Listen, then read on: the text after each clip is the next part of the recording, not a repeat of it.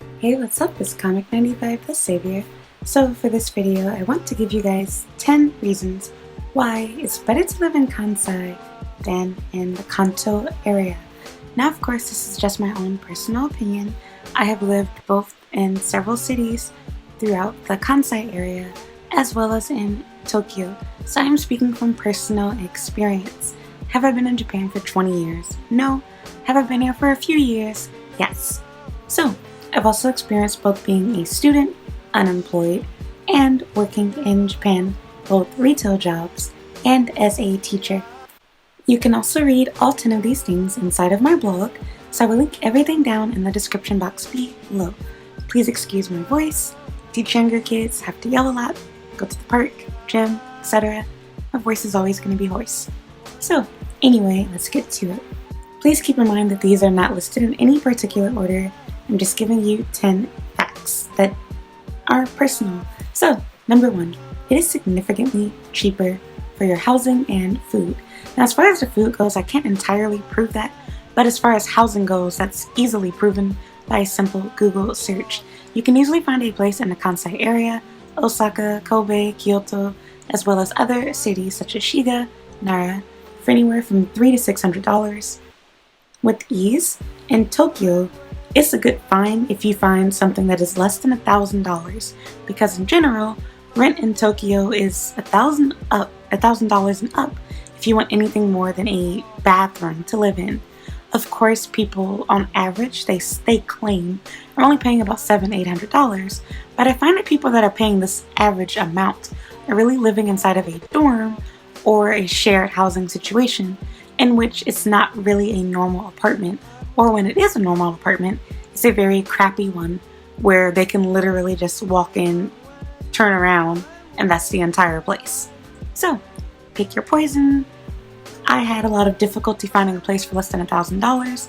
I was never successfully able to rent a place that I really wanted in Tokyo, because as soon as you find it, it's already taken by someone else, or by the time you add up all the fees you have to pay, it gets pretty ridiculous. Now, don't get me wrong, you still have to pay those 2-3 month security deposits, whatever, but there's plenty of companies where you can get around these fees. Normal Japanese companies where there are no deposits, no key money, no all the other type of crap. I have videos on housing that you can watch.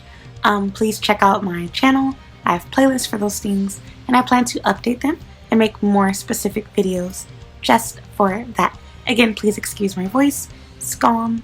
I had to do a lot of yelling. I feel like I'm getting a little bit sick. But anyway, let's move on. Number 2, it is also a lot easier to find a job. It's not so competitive like how it is in Tokyo. Everyone wants to live in the Kanto area, but not everyone wants to live in Kansai. Now, don't get me wrong, Kansai is still popular. There's still tourists here. There's still people that want to work here, people living, working here. You'll see tons of foreigners, but there aren't as many as there are in Tokyo. There's still a high turnover rate too. So, when teachers leave, these jobs have to frantically find applicants to take their place. And you might think, oh, there's plenty of people overseas. Well, no one wants to deal with overseas applicants. Much easier once you're actually living here.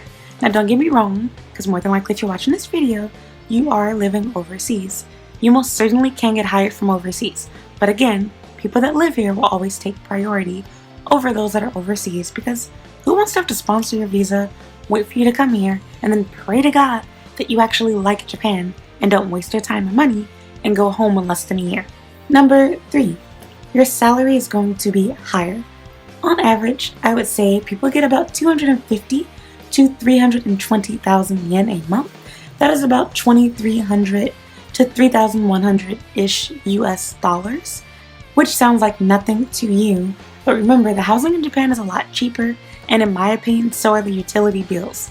Thus, if you are an American, living in Japan is not really all that expensive, like how people say. I actually personally find it to be a lot more affordable than it would be in my home country. So again, higher salary. Generally in the Kanto area, specifically Tokyo, they can lowball and pay you as little as $1,500, but I would say about $2,000 to $2,500 is on average the salary, monthly salary, for full-time work in Tokyo as an English teacher. $250,000 is the low end for working here in the Kansai area, such as Osaka and Kyoto. Can you find a job here that will pay you less than that? Yes. Do most jobs pay you less than $2,500? In the Kansai area, absolutely not. I would say on average, $2,500 to $2,700. Number 4, you kind of get the best of both worlds. You can choose to live in either the big city, downtown-like areas, or in the countryside. Countryside being more like the US equivalent of a suburb. So if you're someone that doesn't like being around a lot of people, you can still live close to the city and get that countryside, suburban lifestyle. Avoid the crowds, the rush, the bustle, whatever, of people. And if you like big cities like how I do, I kind of like both. You can choose to live in the downtown area while once again, still not paying as much money as you would in the Kanto region. Number 5 is just as safe and convenient as Tokyo and again the Kanto area in general. So you're not compromising your safety, you're not compromising, the fun or anything else. You will still get to experience all of those things, but again, you're in a different city, there's going to be a different dialect, but you still have the same safety, you have the same stores, and to me there's a lot more to do here than there was in Tokyo. I also want to add, I think if I didn't already say this, that not only is it, just as fun, there's just as much tourist stuff for you to do, just as, much everything that Tokyo has to offer, Kansai pretty much has too, but it's also just as convenient. You still have the same, stores, malls, konbini stores everywhere. It's no different, pharmacies everywhere, good transportation everywhere. You're not losing anything by choosing to live in the Kansai area, especially if you choose to live in Osaka. Number 6. It is a lot easier to make friends, in my opinion. People are a lot more outgoing. I would argue that they're a bit more genuine too. So yeah, if you're worried about making friends, etc., Osaka, Kyoto, Kobe, definitely a much better option for you, especially Osaka, than the Tokyo area. Don't get me wrong, I'm someone that personally prefers Tokyo people, and I prefer Tokyo as a city, but again, I'm talking about being budget friendly and based off of what other people think, not my own 2 cents. Number 7, it's easier to budget, save money, and actually stick with that budget. Again, because you're being paid more, your housing is costing less, your food is costing less, your transportation, yeah, I would argue that's actually a little bit more here, if not the same, but again, you're going to spend so much less money, now you have a lot more of your salary left over to do other things with. So you can spend more time going out to eat, more time shopping, playing games, collecting stuff, going on dates, traveling. You can do all of that stuff now because you can actually afford it. I would argue here in Japan that having a salary of about $2,500 is more of the US equivalent of having a salary of about $5,000 to $6,000 a month and living alone with no kids, no spouse, and having like the US equivalent of $400 in rent. That's a pretty good salary. Number 8, there's less people and there's also more space. So you get more bang for your buck. You're going to spend a lot less money, but you also get a lot more space for things such as an apartment. When you go outside, you're not going to have to deal with so many crowds. It's not as touristy, not so much going on everywhere. Is it still crowded? Are there still tourists? Yes. But again, there's not nearly as much as there is in the Tokyo Kanto region. Thus, once again, this makes it easier to not only find housing, but to get a better price, bigger place, and newer place. In Tokyo, you can pay $800-900 USD and have an old rundown place. In the Kansai area, $800-900 is going to be a really nice apartment. So again, it's not as crowded, not as touristy, less people, more space. Number 9, your visa renewal or your residence card updating process, residence card renewal, is going to be a lot faster and easier than it was in Tokyo because they deal with significantly less applicants, not as many people waiting inside the office, thus you will get done a lot faster. I was able to get my last work visa in less than 2 weeks. It took over a month in Tokyo and I had to wait almost the entire day. It was really the entire day because I got there pretty much just after they opened. I spent my entire day there from open to close. It took them to serve me. In fact, they didn't get to serve me until after hours, but they honored the fact that we were already there, and so they still had people after me. And the only reason why I didn't die, because mind you, I didn't even have a cell phone back then.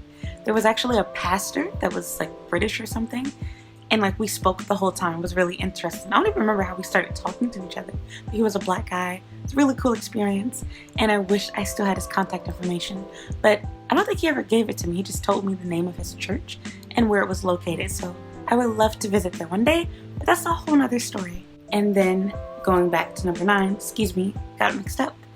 You're not going to have to wait so long for your visa. It is a nerve-wracking process, especially when you're unsure of whether it's going to get approved or not, or if you're switching statuses like how I personally had to switch from a student status to a work visa status. It was a nightmare, but it went by so fast because I lived in Kobe and the Kobe office was completely empty. I was able to go in and out in less than 30 minutes, guys. It was crazy. And last but not least, number 10, you are going to learn Japanese significantly faster because there's not as many people here that speak English and it's not so English centered. Now, do not get me wrong, naturally as a foreigner, you are going to attract gaijin hunters and people that want to learn English. So it's going to feel like, oh no, there's just as many people. But in reality, there's less English signage, there's less businesses that cater to foreigners, especially if you leave the Umeda, Osaka Station area, the whole, whatever downtown area. You will not have as much help. Whereas in Tokyo, pretty much anywhere you go for the most part, there's English signage, there's people that are bilingual, they're used to seeing foreigners, it's more international, it's more diverse, there's people from Europe, there's people from South America, from everywhere. There's so much stuff there to help you continue to use English, which can hurt you if you're trying to learn or practice or keep up with your Japanese. I personally did not really learn how to read, and I didn't memorize any kanji until I moved to Kyoto. It helped me so much because even although by then I already knew how to read hiragana, katakana, I had pretty much no experience with kanji, and I learned a lot. I remember the dumbest moment that I had was not being able to find the entrance to the train station because my stupid self didn't know the basic kanji for train station. That's how dumb I was back then. But now I know. I didn't know the kanji for left and right. I had to ask my boyfriend how to open up my mailbox. I didn't understand the kanji that my landlord wrote. He was telling me something like turn it left 3 times and to the right, whatever. So I didn't know basic kanji for, hidari, migi, whatever crap. I'm not even thinking right now. I'm tired, guys. Just got off work. Excuse me. But yeah.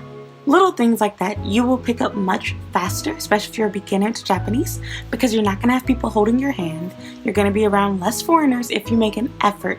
But again, keep in mind, if you're someone that's like, oh my god, I have to be around other black people, I have to be around other English speakers, I can't do anything by myself, if you choose not to try, naturally you're going to attract gaijin hunters. People want to use you for free or cheap English.